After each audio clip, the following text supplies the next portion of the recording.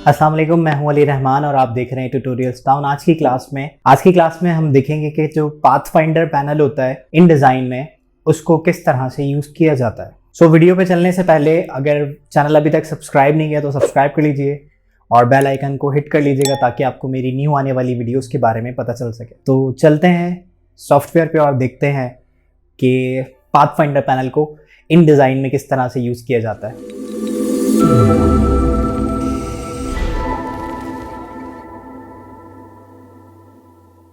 ये वाला जो टॉपिक है ये हमारी प्रीवियस क्लास से लिंक्ड है। लास्ट क्लास में हमने मतलब जो इस ट्रेनिंग की प्रीवियस वीडियो है उसमें हमने सीखा था कि शेप्स कैसे बनाते हैं। ये शेप वाली वीडियो का ही पार्ट है, क्योंकि जो पाथफाइंडर पैनल है ये आप यूज़ कर सकते हो शेप्स के लिए। एक कोई ऑर्गेनाइज या आप ऐसे कह सकते हो कोई कॉम्प्लेक्स शेप्स बनाने के लिए आप पाथफाइंडर को यूज़ कर सकते हो।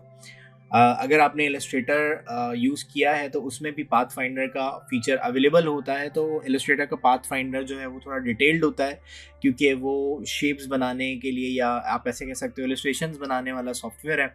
यहाँ पर हमें सिर्फ लेआउटिंग के थ्रू शेप्स को बनाने, मतलब जो शेप्स लेआउटिंग के लिए फिजिबल हों ऐसी शेप्स बनाना होता है। तो यहाँ का जो पाथफाइंडर होता है वो देखने में तो इलस्ट्रेटर के पाथफाइंडर से बहुत बड़ा होता है, लेकिन यहाँ पर जो फीचर्स हैं वो आपको मतलब कोई इतने हैवी फीचर्स नहीं है, 4-5 फीचर्स हैं और मतलब लंबा किया हुआ बस आप ऐसे कह सकते हो। पाथफाइंडर पैनल ओपन करने के लिए आप विंडो में जाएंगे और विंडो में यहाँ पर जाके आपको ऑप्शन मिलेगा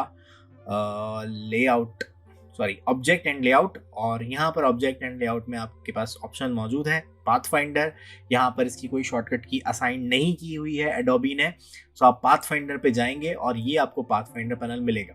एडोबी का पाथफाइंडर में सिर्फ 2 सेक्शंस होते हैं, यहाँ पर 4 सेक्शंस हैं। यहाँ पर मैं एक एक करके आपको सारे सेक्शन समझा देता हूँ। मैं यहाँ पर अगर एलिप्स टूल सेलेक्ट करता हूँ और यहाँ पर मैंने एक एलिप्स ड्रॉ किया। पहला जो पाथ का सेक्शन है, बस काम का सेक्शन देखें पाथफाइंडर ही है, क्योंकि पैनल का नाम पाथफाइंडर है। ये बहुत जो है वो बेसिक से ऑप्शंस हैं। ये जो काम है ये आप बाहर से भी कर सकते हैं। तो मैं बस 1-2 फीचर्स इसके बता देता हूँ, बाकी आप टेस्ट करोगे तो आपके खुद समझ में आ जाएगा। मेन फीचर्स हमारे पाथफाइंडर वाले हैं, ये हम इस वीडियो में देखना चाहते हैं। तो अगर मैं पहले फीचर की बात करूँ तो ज्वाइन पाथ वाला फीचर है कि अगर आप यहाँ से 2 लाइंस मैंने यहाँ पे ड्रॉ की और इन 2 लाइंस के जो ये 2 एंकर पॉइंट्स हैं, इन 2 को मैं डायरेक्ट सिलेक्शन टूल के थ्रू सिलेक्ट कर लेता हूँ और यहाँ से ज्वाइन पाथ करूंगा तो ये ज्वाइन हो जाता है। या आप यहाँ ऑब्जेक्ट में जाके पाथ्स और पाथ्स में जाके आप यहाँ से ज्वाइन भी करवा सकते हैं। तो ये फीचर बाहर से भी यूज़ किए जा सकते हैं, यहाँ पाथफाइंडर में आने की ज़रूरत नहीं होती। पाथफाइंडर में आने की ज़रूरत आपको पड़ेगी जब आपको ये वाले फीचर्स यूज़ करना है। इसके नीचे ये जो ऑप्शन है कन्वर्ट शेप, इससे आप किसी भी शेप में कन्वर्ट कर सकते हैं अपनी जो पहले से बनाई हुई शेप है उसको। तो ये आप बाहर से पेन टूल से बना सकते हैं और अगर ऐसी शेप बनानी है तो ये यूज़ कर लें, या आप पाथफाइंडर भी यूज़ कर सकते हैं। पाथफाइंडर को समझने के लिए मैं यहाँ पर कोई 2-3 शेप, मतलब बेसिकली पाथफाइंडर का जो फीचर है वो है कि आप बेसिक शेप्स को बेसिक शेप के साथ ऐड, सब्ट्रैक्ट या मल्टीप्लाई, डिवाइड, मतलब जो भी आप कहना चाहें, यानी बेसिक शेप्स को यूज़ करते हुए आप कॉम्प्लेक्स शेप्स बना सकते हैं। तो ये होता है पाथफाइंडर। मैं यहाँ पर W प्रेस कर लेते हैं अभी हम, मुझे वो एक्स्ट्रा लाइंस नहीं चाहिए। मैंने यहाँ पर एक सर्कल बनाया, मैं यहाँ पर एक रेक्टेंगल बना लेता हूँ और मैं यहाँ पर एक स्क्वायर बनाया। अब मैं एक और रेक्टेंगल बना लेता हूँ। तो यहाँ पर मैंने ये कुछ मल्टीपल शेप्स बना दी, इनमें हम कलर फिल कर लेते हैं। एक में मैंने ये कलर फिल कर दिया, दूसरे में मैं यहाँ से स्वैचेस पैनल से कलर पिक कर लेता हूँ। एक में मैंने पिंक कर दिया और यहाँ से लेके ब्लू कर दिया। अच्छा, यहाँ पर अगर आप अरेंजमेंट चेंज करना चाहते हैं शेप्स की तो आप सिंपल सेलेक्ट करके राइट क्लिक करें और यहाँ पे आपके पास अरेंज का भी फीचर मौजूद होता है। यहाँ से आप अरेंज भी कर सकते हैं। सेंड टू बैक का मतलब है बिल्कुल पीछे चली जाएगी शेप, और सेंड बैकवर्ड का मतलब है कि अगर ये इन 2 के ऊपर है तो अगर आप सेंड बैकवर्ड करेंगे तो वो एक शेप के पीछे जाएगी, इस तरह से 1 स्टेप पीछे। अगर आप बिल्कुल ही पीछे भेजना चाहते हैं तो फिर आप सेंड टू बैक का फीचर यूज़ कर सकते हैं। तो यहाँ पर कुछ 4-5 ऑप्शंस हैं। मैं यहाँ पर इनकी कॉपी ले लेता हूँ, ऑल्ट प्रेस किया, एक और कॉपी कर ली और सिंपल तीनों को सिलेक्ट करके 5 ऑप्शन है हमारे पास, तो मैंने 6 कॉपीज ले ली। इन तीनों शेप्स को सिलेक्ट किया। पहला ऑप्शन हमें बताता है कि आप ऐड करना चाहते हैं, यानी यूनाइट। तो ये सब शेप्स एक शेप बन जाएंगी, मिल जाएंगी सब शेप्स, और जो कलर आएगा वो उस शेप का आएगा जो फ्रंट पे मौजूद है। मतलब कि मैं अगर इस शेप को पीछे कर देता हूँ, राइट क्लिक, अरेंज और सेंड बैकवर्ड, तो एक बार पीछे नहीं जा रही, तो हम इसको पढ़ ले आते हैं। वो ऐसा इसलिए हो रहा है क्योंकि बाकी की जो शेप्स हैं उनकी भी कोई ना कोई लेयर का नंबर है, तो इस वजह से वो एक बार पीछे नहीं गई। मैं इसको फ्रंट पे ले आता हूँ गोल्डन वाली शेप को।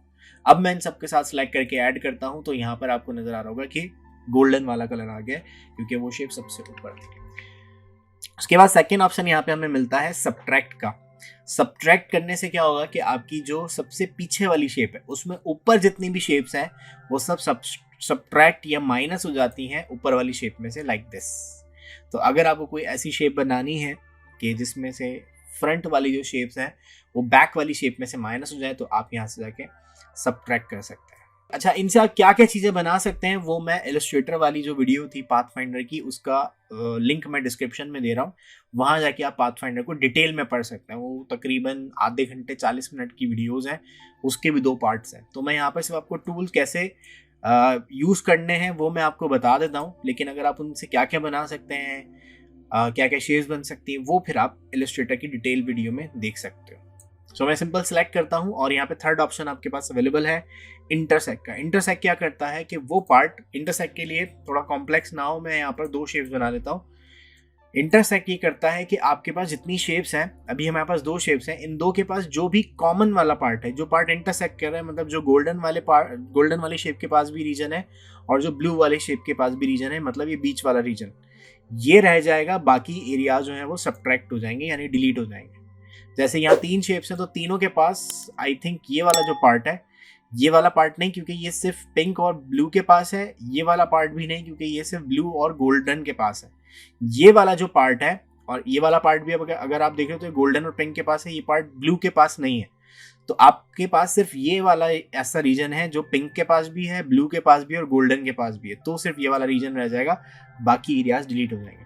तो आपके पास सारी शेप्स का जो भी पार्ट है वो मौजूद होना जरूरी होता है। बिल्कुल इसका ऑपोजिट होता है एक्सक्लूड।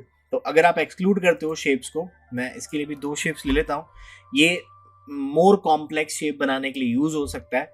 सो इसमें क्या होता है, जो पार्ट इंटरसेक्ट कर रहा है वो एक्सक्लूड हो जाता है, वो रह जाए, वो डिलीट हो जाएगा, और बाकी पार्ट जो है वो रह जाते हैं। ये बीच में से अगर आप देखें तो खाली है। मैं डब्ल्यू प्रेस करता हूँ तो देखें इसमें पीछे का कलर नजर आ रहा है। तो जो इंटरसेक्ट का बिल्कुल अपोजिट टूल होता है वो होता है एक्सक्लूड। और लास्ट ऑप्शन हमारे पास है यहाँ पर, जैसे ये माइनस फ्रंट था, यहाँ पर इसको सब्ट्रैक्ट का नाम दिया हुआ है, और ये कहलाता है माइनस बैक। सही, ये माइनस फ्रंट, यानी फ्रंट वाली शेप्स माइनस हो जाएंगी बैक वाली शेप में से। और इसी तरह से इसमें क्या होता है कि ये माइनस बैक है, इसमें बैक वाली शेप्स माइनस हो जाती हैं बिल्कुल फ्रंट वाली शेप में से। जैसे यहाँ पर पिंक और गोल्ड हमारे पास ये पीछे रखे हुए हैं और ब्लू ऊपर रखा हुआ है। तो माइनस बैक क्या करेगा, पीछे वाली यानी बैक वाली शेप्स को माइनस करेगा फ्रंट वाली शेप में से। तो मैं सिलेक्ट करता हूँ और यहाँ से जाके मैं माइनस बैक कर देता हूँ। तो इस तरह से आप शेप बना सकते हैं। तो इस तरह की कोई शेप आपको क्रिएट करनी है तो आप पाथफाइंडर को यूज कर सकते हैं। लाइक आपके लेआउट में आपको कोई कॉल आउट यूज करना है तो आप सिंपल सिलेक्ट करें, एलिप्स बनाया, और एलिप्स के साथ हम यहाँ से एक ट्राइंगल ड्रॉ करना चाहते हैं। तो मैंने पॉलीगन टूल पे मैं गया, स्टार का ऑफसेट मैंने 0 कर दिया और 3 पॉइंट्स वाला मैंने स्टार ले लिया, ओके किया, सॉरी स्टार नहीं पॉलीगन ले लिया, और यहाँ से जाके मैंने इसको घुमा दिया शिफ्ट प्रेस करके। सॉरी, इसको हम यहाँ रख लेते हैं और इसका स्टाइल मैंने चेंज कर दिया कुछ ऐसे, इसको यहाँ पर। सो इन दोनों को हम सेम कलर करके चेक करते हैं कि क्या व्यू मिलेगा ब्लैक कलर से। तो ऐसा कोई कॉल आउट आपको क्रिएट करना है तो आप इससे क्रिएट कर सकते हैं, बट ये अभी दोनों अलग अलग शेप्स है ना। सो मैं इनको सिलेक्ट करता हूँ और यहाँ से जाके मैं ऐड कर दूंगा, तो ये ऐड हो जाएंगी, कुछ इस तरह की शेप क्रिएट हो जाएगी। अब जो भी शेप आप क्रिएट करना चाहते हो, बस आपको ये सोचना है कि कौन सी बेसिक शेप्स मिलके एक ऐसी शेप बना सकती हैं। मैं कंट्रोल C और कंट्रोल शिफ्ट V प्रेस करता हूँ,